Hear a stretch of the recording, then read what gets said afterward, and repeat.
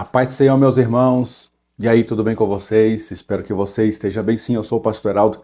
Nós vamos então aqui para mais uma EBD em Foco.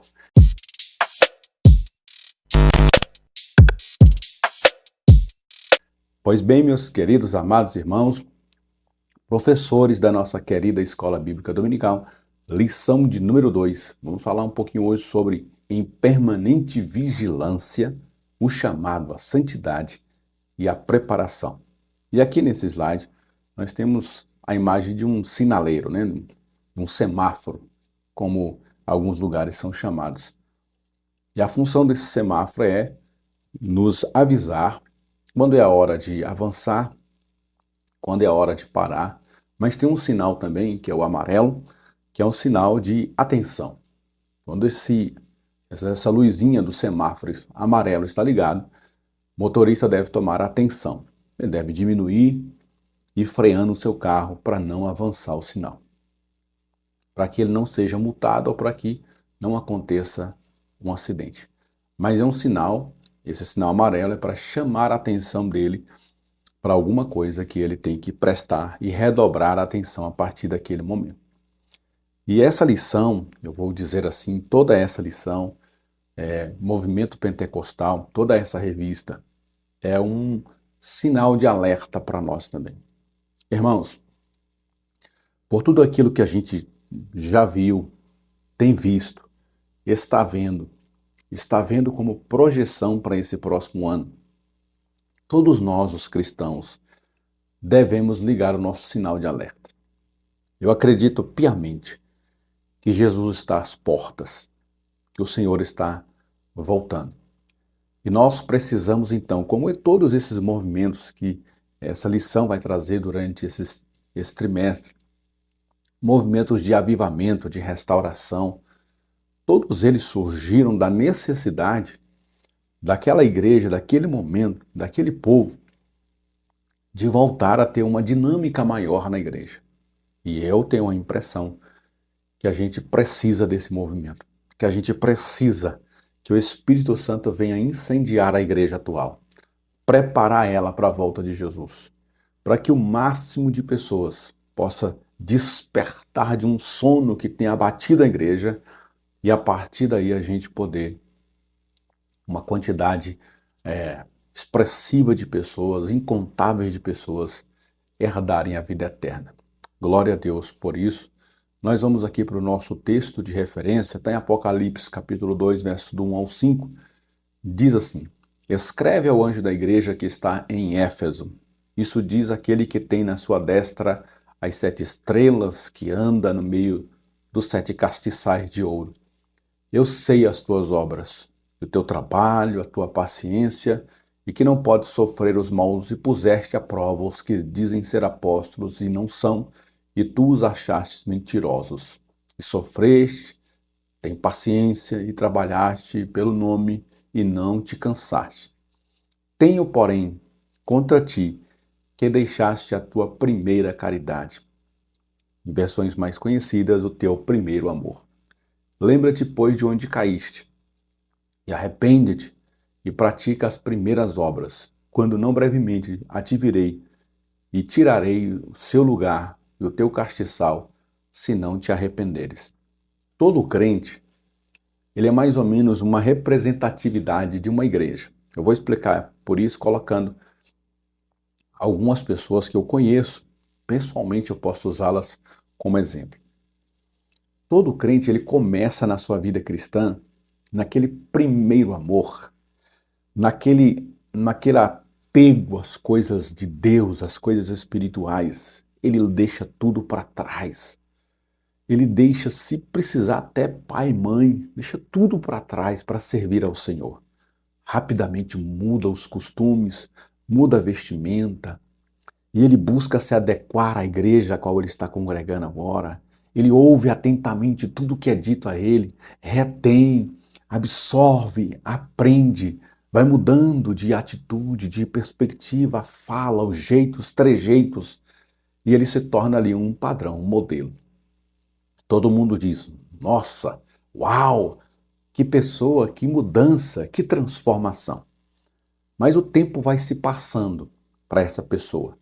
E uma boa parte dos crentes, com o passar do tempo, vai entrando num estado de relaxamento. Talvez aquela primeira dependência do Espírito Santo vai se esvaindo. Talvez aquele amor, aquele apego às Escrituras vai se esvaindo, vai se indo embora. E agora esse crente vai começando a se tornar um pouco mais relapso, acomodado, ora menos, vigia menos, é questionador, não obedece, não se sujeita, e ele vai se esfriando na fé. E alguns, infelizmente, chegam a apostatar da fé.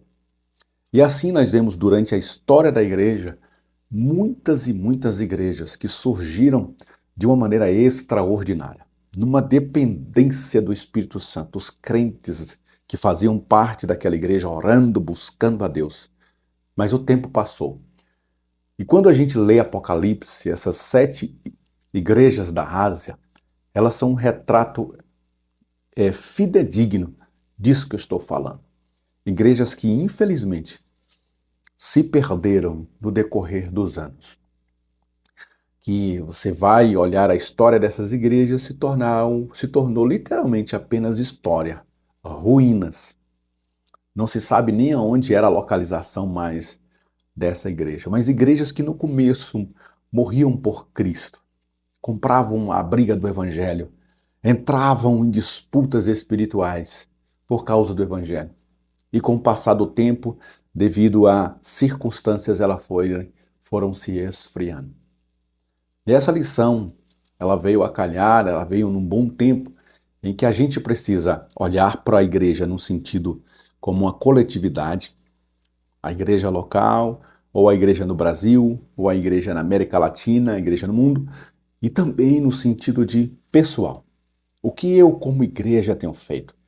A minha igreja às vezes não está esfriada, mas eu estou esfriado. Às vezes eu estou incendiado, estou empolgado com as coisas de Deus, mas a minha igreja está se esfriando na fé, está perdendo o seu primeiro amor. Que nós venhamos a sempre pedir a Deus. Nós vamos ver que se levanta um movimento aqui de tentar trazer essa restauração para a igreja, levantar a igreja. Alguns vêm com exageros, trazem até alguns problemas para a igreja, mas é sempre nesse afã de tentar fazer algo a mais, uma vez que nós percebemos o nosso contexto tão esfriado. Que Deus possa nos usar, que Deus possa usar você que é professor para trazer essa lição, para trazer essas lições, de maneira que ao final disso a gente tenha saído do outro lado, melhor do que entramos. A introdução diz assim: nos tempos apostólicos, algumas igrejas já mostravam sinais de esfriamento espiritual e relaxamento no cuidado com a vida espiritual. Essa realidade continuou pelos primeiros séculos e resultou no surgimento de diferentes movimentos de busca de renovação no seio da igreja. Vamos colocar aqui um exemplo nosso. Quantos de nós, irmãos, hoje nós estamos no ano 2024. O movimento aqui no Brasil, da onde surgiu as Assembleias de Deus, movimento pentecostal, como a gente conhece assim no seu ápice, surgiu ali com a vinda de Gunnar Wing, Daniel Berg ao Brasil, o batismo no Espírito Santo da irmã Celina. Isso aconteceu ali mais ou menos no início do século passado, 1900 e alguma coisa, finalzinho do século anterior e no início do século passado. E a gente, mais ou menos 100 e tantos anos depois, aproximadamente 100 e tantos anos depois, muitos dos crentes de hoje mal conhecem a história do que foi isso. Não conhecem, mal e poucamente falando. Talvez os que estudam teologia vão estudar a história da igreja, vão estudar o movimento pentecostal, talvez vão mencionar a história desses irmãos lá quando você estuda teologia e a história da igreja e a igreja brasileira e o movimento pentecostal, vai estudar sobre o Espírito Santo, talvez estudem isso. Mas a nossa geração atual mal sabe que movimento foi esse. É a mesma coisa da igreja primitiva. Os apóstolos haviam morrido, Havia passado aquela era apostólica, vieram depois ali os pais da igreja, os que foram influenciados pelos apóstolos, mas eles também estavam morrendo. E ali no século I, no século II, os cristãos daquela geração já não tinham mais tanto contato com o que foi os apóstolos, com as experiências dos pais da igreja. E agora eles que eram a bola da vez, não levaram à frente esse fervor pelo Espírito Santo, esse ânimo, essa graça, avançando o evangelho pelas demais nações. E aí o esfriamento naturalmente veio e nós vemos que muitas igrejas hoje não passam de ruínas. Nessa lição, vamos extrair algumas lições desses movimentos e compreender a relevância do autoexame, da vigilância, da oração. Nós, aqui na nosso ministério aqui em Brasília, na Assembleia de Deus Taguatinga, nós temos um costume de todos os anos iniciar o nosso ano fazendo um mês de oração. Então nós temos janeiro de oração. Todos os dias na igreja nós estamos em oração à noite e pela manhã. Aqui na nossa igreja de manhã e à noite nós temos oração. O mês inteiro começamos orando. Mas além da gente orar, a gente precisa ter um autoexame, se avaliar. Eu sempre faço isso nas ministrações no início do ano. Sempre trago os crentes a esse exame. O que você tem feito, irmão? Qual tem sido o teu movimento espiritual em relação ao que você foi anterior? Como você está hoje? E a partir dessa avaliação, a gente vai buscar reparos para a nossa vida espiritual. E a gente mantém isso com vigilância e oração. Todos nós precisamos fazer isso. Nós temos a facilidade de apontar para as pessoas e dizer: o fulano precisa disso, o Beltrano precisa disso, e o outro precisa disso, e o pastor precisa daquilo, mas nós precisamos olhar primeiro para dentro de nós. Ninguém melhor do que nós mesmos para nos avaliar, nos examinar e, a partir disso, buscarmos do Senhor uma restauração, um avivamento, para que nós voltemos à prática das primeiras obras. Tópico de número 1, as igrejas da Ásia. Ao final da era apostólica, algumas igrejas locais já apresentavam desvios doutrinários e esfriamento espiritual. Ainda estava ali, vivendo o finalzinho. O apóstolo João ainda estava vivo, por exemplo, ele escreve Apocalipse, ele está vivo ainda. Ele é o último dos apóstolos ali, é o remanescente, aquele que permaneceu vivo durante um bom tempo. Mas ele já estava partindo também, daqui a pouco vão começar os pais da igreja, e esse esfriamento já vai fazer parte ali, mesmo ainda com um apóstolo tão querido, o apóstolo João ainda vivo. Ponto 1, Éfeso. A igreja de Éfeso é enaltecida por seu trabalho e sua paciência, refutando aqueles que se diziam apóstolos, mas na verdade eram mentirosos. Uma das características marcantes da igreja de Éfeso era a tolerância à heresia, ou seja, uma igreja que combatia, unia-se aos seus apóstolos, aos seus líderes e combatia todo tipo de ensinamento que era contrário aos ensinamentos dos apóstolos, porque eles não tinham as escrituras como nós temos hoje, então eles tinham que guardar o que ouviram, permanecer atentos àquilo que aprenderam e defender aquilo que ainda se lembravam. Então era mais complexo esse trabalho. Hoje nós temos a Bíblia na mão, então a gente pode refutar usando a própria Bíblia. Naquela época eles tinham que atentar, guardar no coração, para poder, quando alguém se levantasse, eles se lembrando dos ensinos dos apóstolos, poderem refutar os falsos apóstolos. Entretanto, o julgamento da igreja de Éfeso fica por conta do esfriamento do seu exercício do amor. Tenho, porém, contra ti que deixaste o teu primeiro amor. A recomendação é que a igreja se lembre de onde caiu, se arrependa e volte a praticar as suas primeiras obras. Primeiro amor, irmão, eu tenho para mim que primeiro amor é aquela espontaneidade de fazer as coisas para o Senhor, aquele desejo, sabe, que queima em nosso coração de fazer as coisas para o Senhor. Alguém te passa uma missão, aquilo não te é pesado.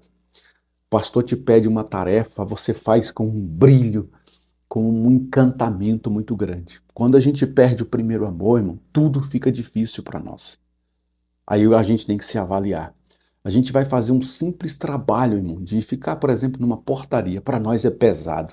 Eu não sei se você lembra quando você começou a trabalhar com as coisas da igreja. Para você tudo era tão bom, era tão maravilhoso.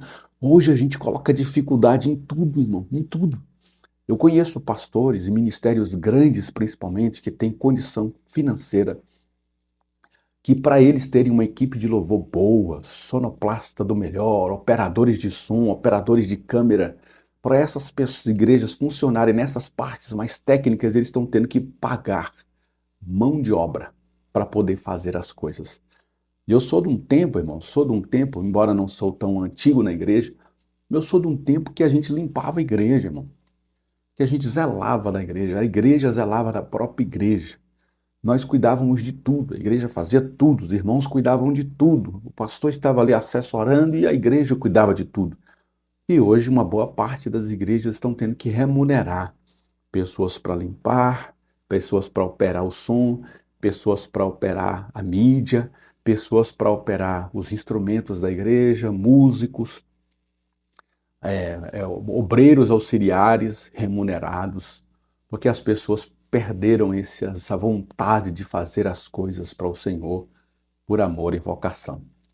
Então, daí essa necessidade dessa revista para nós voltarmos à prática das primeiras obras. 1.2, Laodiceia. A igreja de Laodiceia não foi enaltecida em nada, mas admoestada por ser morna, apática e não perceber o estado miserável em que se encontrava. Assim, porque és morno e não és frio, nem quente, vomitar-te-ei da minha boca.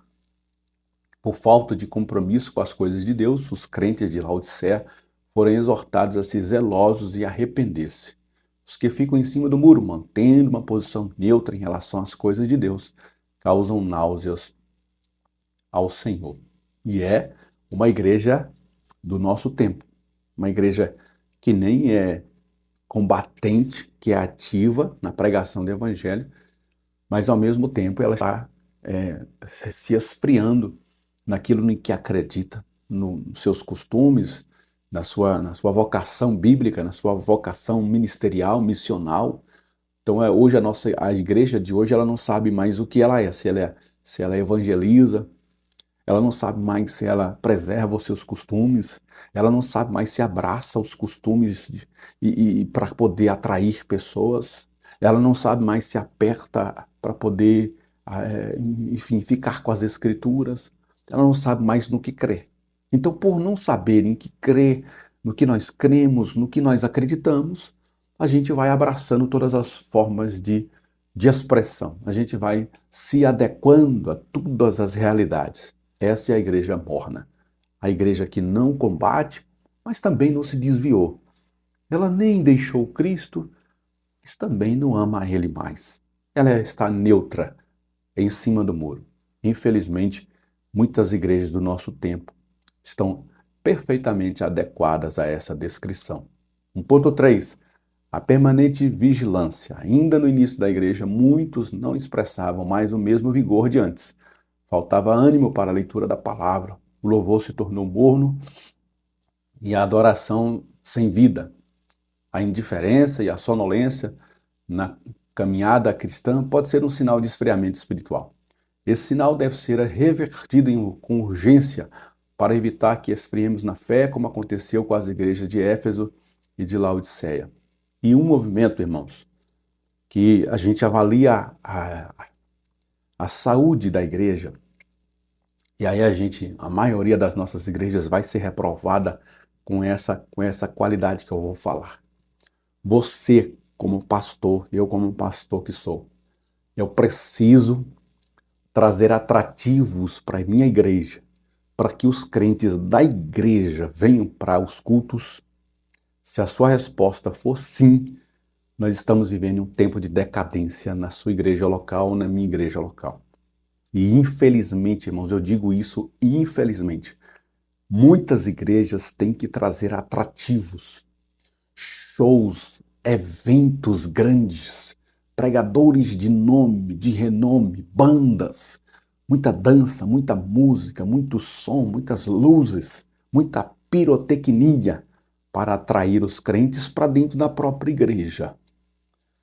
E a gente que vive há um tempo mais na igreja, a gente lembra de uma época que a gente não tinha nada, a gente era tão simples, mas a gente queria estar, queria fazer, queria estar adorando ao Senhor. Não tínhamos ar-condicionado, não tínhamos poltronas acolchoadas, não tínhamos carro para ir, não tínhamos. Morávamos longe, às vezes, que as igrejas eram menos, em menor proporção e em menos localidades, a gente tinha que se deslocar mais.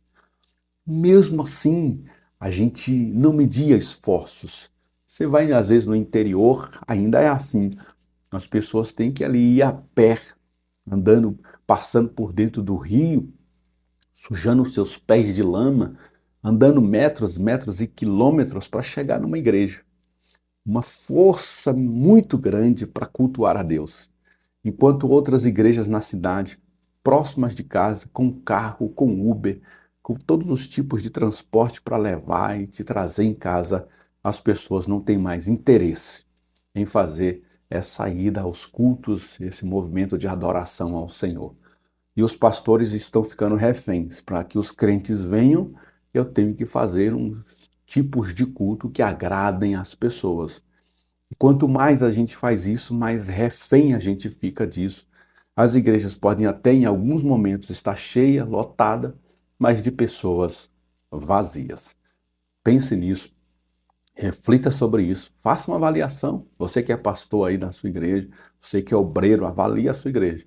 Se a sua igreja só vive atrás de eventos e eventos e eventos, e show, e pregador de fora, e cantor de fora, e só enche nessa época, avalie essa igreja, porque provavelmente está acontecendo um esfriamento dos crentes de lá.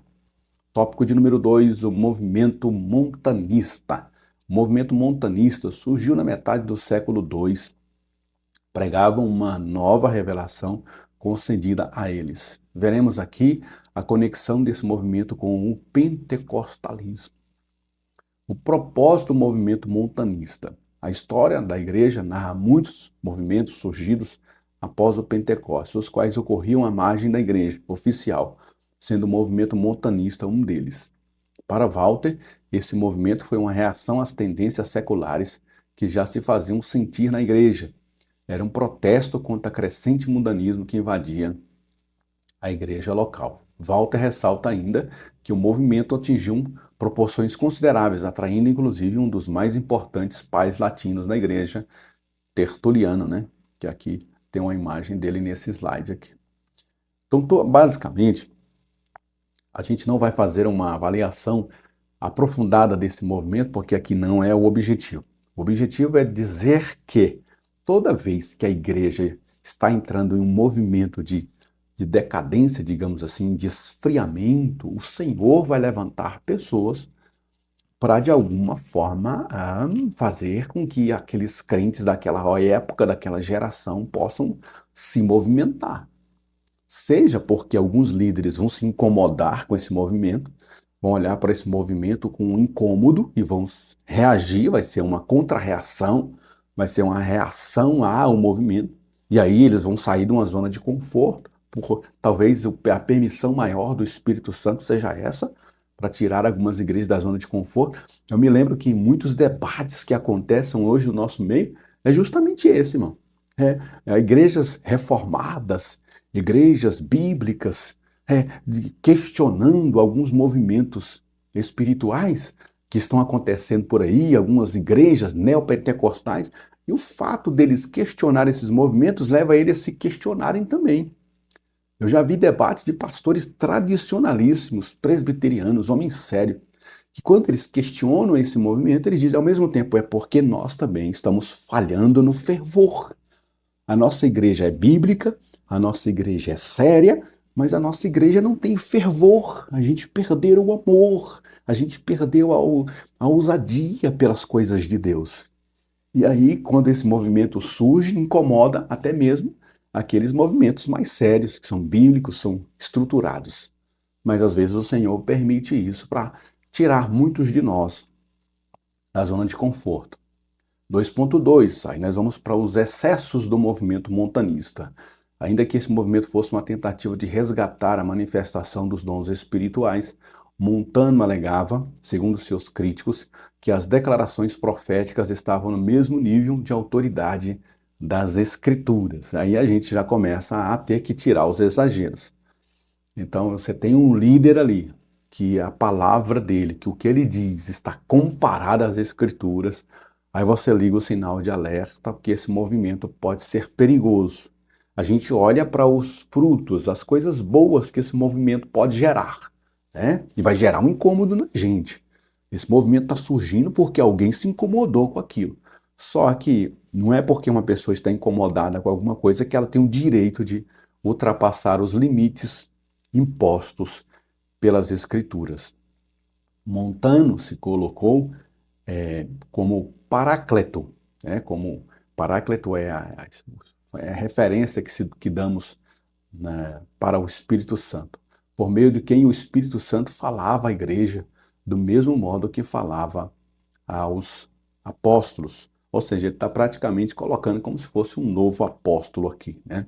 Montano rejeitava a crescente fé na autoridade especial dos bispos e dos escritos apostólicos, além de se opor a qualquer limitação ou restrição quanto às manifestações espirituais. Contra esses exageros, houve uma forte reação da igreja. Tá vendo? Esse camarada, o exagero dele foi ter ido contra as escrituras, mas além das escrituras, aí ele vai ser combatido porque ele vai tentar ir contra a liderança estabelecida na época, os bispos colocados ali na frente da igreja. Então sempre vai ser assim. Todo movimento ele vai ter uma parte legal que Deus pode usar aquele movimento para chacoalhar a igreja local, mas vai ter os exageros porque sempre haverá uma liderança ali no meio daquele movimento que vai se colocar acima dos outros líderes. Isso vai chamar a atenção dos líderes atuais e isso vai tirá-los também da sua zona de conforto. Eles vão ter que buscar alternativas para tirar a igreja deles daquela frieza, daquela acomodação espiritual. 2.3, afastamento da doutrina dos apóstolos. Ao longo dos anos, a igreja foi ficando mais dependente da gestão humana do que da ação do Espírito Santo.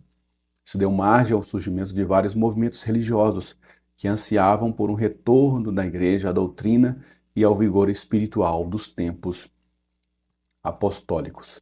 Refletir acerca desses movimentos na história da igreja nos leva a compreender a necessidade do autoexame contínuo sobre a indispensável ação do Espírito Santo à luz das Escrituras.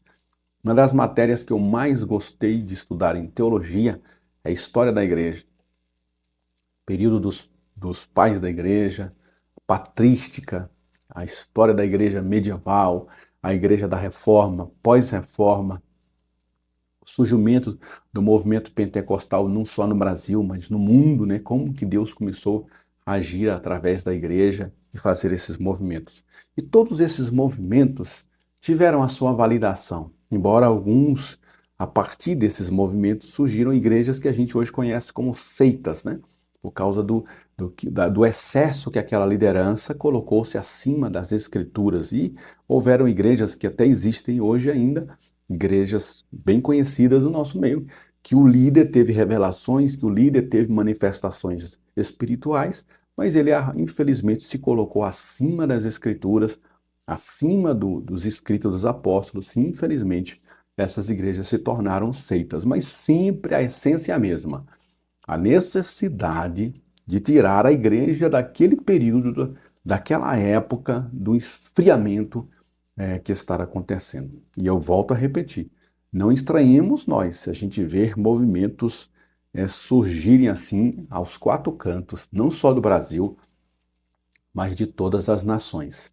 Uma das coisas que mexeu muito com a gente, que é da Assembleia de Deus, que é tradicionalista, são os movimentos das igrejas que a gente chama de igrejas da parede preta, não é? Isso incomodou a gente, sim ou não, irmão? Isso incomodou a gente, porque a gente vê muitos jovens migrando para essas igrejas, a gente vê muitos jovens indo, adorando, fluindo, movimentos de dança, de luzes, tal, aquele movimento todo, e a gente meio que se incomodou com isso. No que a gente se incomoda, a gente começa a questionar as nossas próprias tradições. Por que a gente guarda algumas coisas? só por ser tradição. Talvez a gente está afastando os jovens. Olha que legal, né? Então, o surgimento desse movimento faz a gente se questionar, olhar para dentro de nós, se a gente não precisa fazer algum tipo de adequação. A gente não precisa copiar aquilo que está acontecendo, mas olhar para dentro de nós e, uma vez fazendo esse autoexame, fazermos algumas adequações. E graças a Deus, algumas igrejas, Assembleia de Deus históricas estão aí abrindo, né, a sua mente, os pastores estão abrindo a mente e o coração e estão tornando a igreja um pouco mais leve, irmãos. Uma igreja um pouco mais leve. E o surgimento disso vai fazer o quê? Com que os jovens não só venham, mas aqueles que já estão permaneçam aqui conosco. Então, cada líder precisa fazer a sua reflexão, olhar para aquilo que Deus está fazendo, às vezes até permissão de Deus, às vezes é o Espírito Santo é que está fazendo, a gente tem que tomar cuidado com os nossos questionamentos, que às vezes é o Espírito Santo que está fazendo, às vezes é o Espírito Santo está permitindo, às vezes são os homens que estão fazendo, mas enfim, todo movimento precisa ser avaliado e a partir daquilo que a gente julga naquele movimento, a gente olha para dentro de nós e nessa reflexão a gente precisa também trazer mudanças para nós.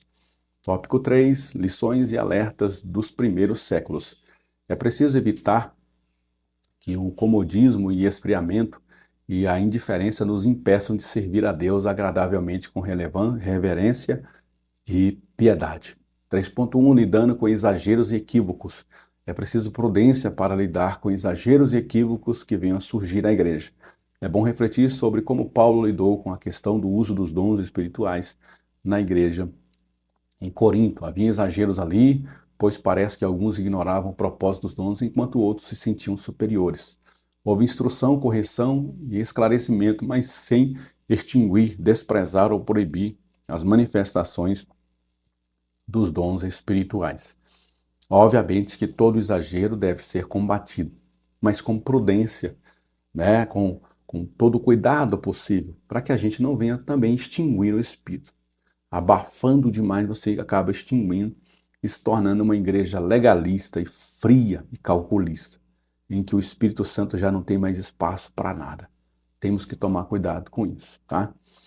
3.2 O contínuo autoexame. Podemos extrair algumas lições das cartas da igreja de Éfeso e Laodiceia. Não é suficiente manter atividades religiosas se o estado espiritual do povo é de indiferença, caracterizado por um formalismo vazio e uma conduta incoerente com o padrão bíblico. E isso aqui é o quadro para muitas igrejas atuais, tá?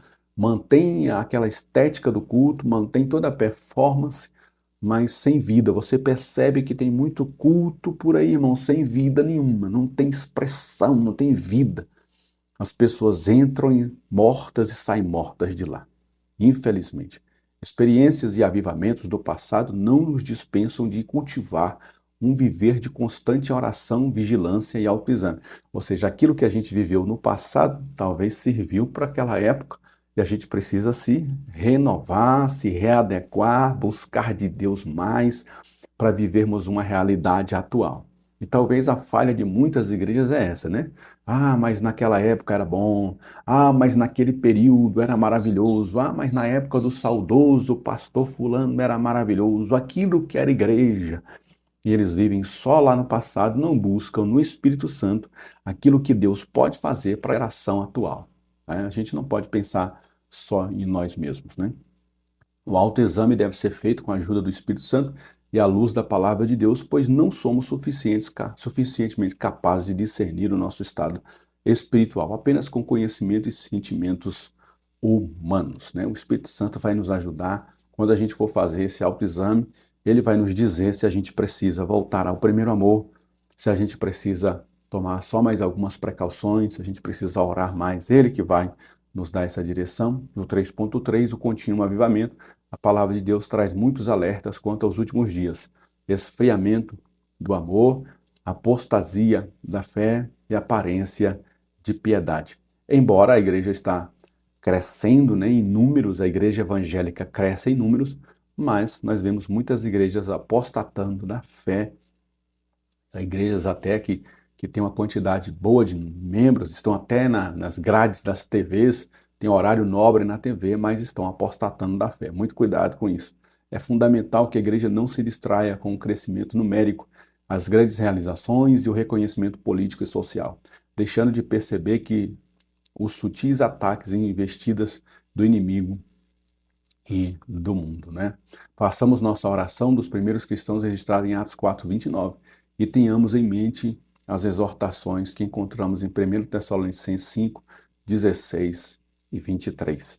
E assim nós, como crentes, temos essa condição de fazermos um autoexame, uma avaliação pelas escrituras, pela oração, pela experiência que a igreja local tem. Cada igreja tem a sua parcela nesse processo de esfriamento, mas também tem a sua parcela nesse processo de avivamento, né? Quem sabe vai começar pela minha igreja, começará pela tua igreja, né? A oração que eu faço é que a minha igreja seja esse modelo de espontaneidade, de vocação, de pessoas que amam a Deus, que fazem as coisas para Deus sem esperar nada em troca.